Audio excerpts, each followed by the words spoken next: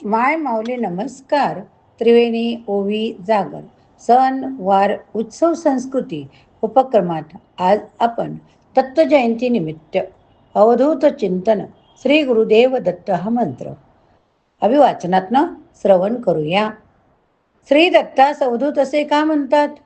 अवधूत म्हणजे निजानंदाच्या मस्तीत मग्न राहणारा, त्याग क्रोध यांच्या पलीकडे पोहोचलेला ज्ञानी. अवधूताच्या एका हातात त्याग, दुसऱ्या हातात भोग. त्यागाने ते निराश होत नाहीत अथवा त्याग केल्याचा अहंकारही त्यांना शिवत नाही. ते भोगात मग्नही होत नाहीत.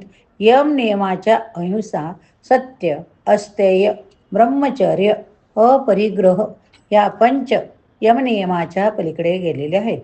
वैरभावनाच नसते, वाच सिद्धी प्राप्त होते, कर्म करता फळ मिळते. ब्रह्मचर्य योग्यास सामर्थ्य सिद्धी प्राप्त होते. अपरिग्रह पूर्वोत्तर जन्मज्ञान सिद्धी प्राप्त होते.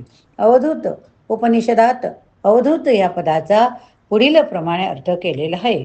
चला तर आपण बघूया अवधूत शब्दाचा एक एक शब्दाचा अर्थ. अ म्हणजे अविनाशी पद, ब व म्हणजे सर्वश्रेष्ठ पद, ध संसारिक वासनापासून मुक्ती निर्विकार पद, त तत्वाने चिंतन करणारा, अज्ञान अहंकार या दुर्गुणांच्या पलीकडे पोहोचलेला.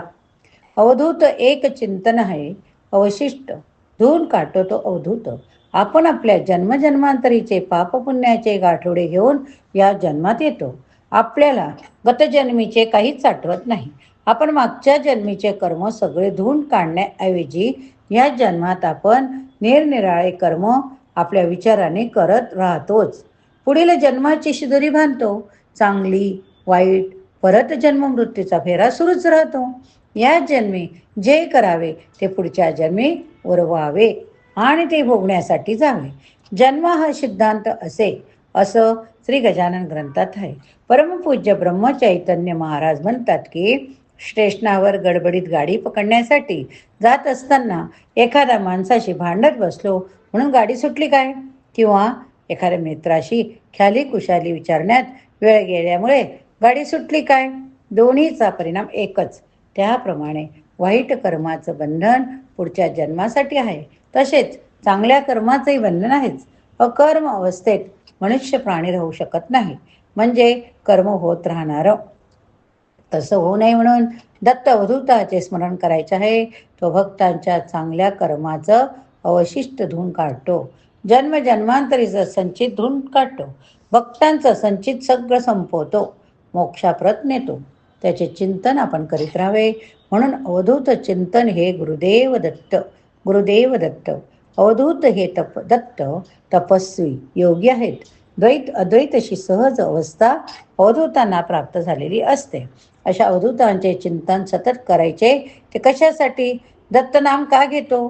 तर आपण जेव्हा जेव्हा संकटात असतो, आता काय करायचे हे समजत नाही, कोणताही मार्ग गवसत नाही, तेव्हा आपल्याला दत्ताचीच आठवण येते व त्याला अर्थतेने साथ घालतो. तीच आपली दत्तमाऊली होय. त्यांचे स्मरण होते कारण ते त्वरित मदतीला येतात. दत्तात्रेय स्मर्तगामी आहेत. स्मरण करताच तत्काळ आपल्या मदतीसाठी धावून येणारे तत्व म्हणजे स्मर्तगामी. जगात अन्य कोणत्याही तत्वाला स्मर्तगामी म्हणत नाही. दत्त हे लवकर पावणारे दैवत आहे.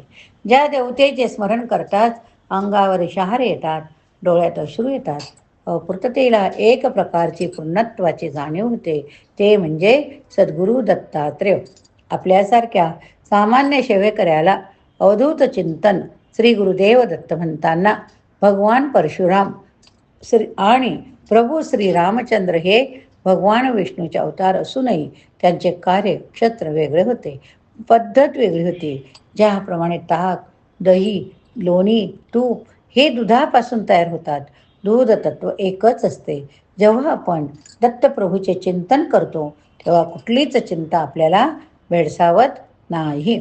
एखादा ग्रंथ किंवा पोथी कधी कुणी आपल्याला भेट देते किंवा आपण कुणाला भेट देतो, लगेच वाचतो का? तर नाही. उलट म्हणतो बघू कधी योग येईल तेव्हा वाचू असे म्हणून कपाटात ठेवतो आदराने. ही पण दत्ताचीच इच्छा.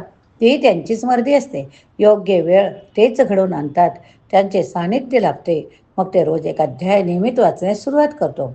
हळूहळू मनाने एकरूप होऊ लागतो. आपण सुरू होते ती ओळीची नकळतपणे आपल्याला गोडी लागते.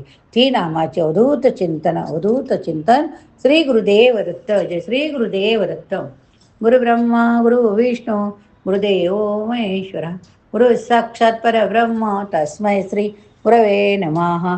श्री गुरुदेव दत्त.